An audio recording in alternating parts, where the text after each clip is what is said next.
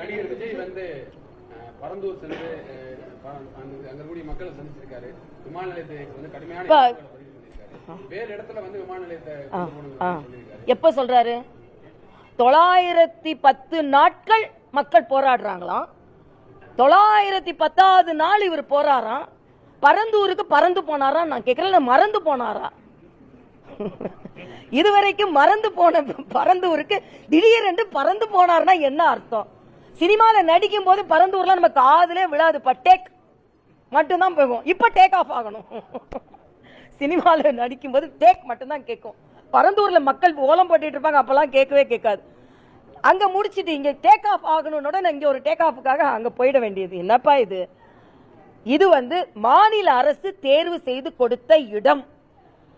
மாநில அரசு தேர்வு செய்த இடத்தை மத்திய அரசு ஏன் ஏற்றுக்கொண்டது என்றால், மீனம்பாக்கத்திலிருந்து கனெக்டிவிட்டி இருக்கணும், பெங்களூர் ஹைவேல இருந்து கனெக்டிவிட்டி இருக்கணும், டிஜிட்டல் கனெக்டிவிட்டி இருக்கணும். என்னொன்று 5500 ஏக்கர்ல 1000க்கும் குறைவான ஏக்கர் புஞ்சை நிலங்கள் இருக்கிறது. நான் விவசாயிகளுக்காக உண்மையிலேயே நான் அவர்களை எதிர்த்தோ இல்லைன்னா நாங்க வளர்ச்சிக்கு ஆதரவானவன் அப்படின்னு சொல்ற மாதிரியே நாங்களும் விவசாயிகளுக்கு ஆதரவானவர்கள் தான்.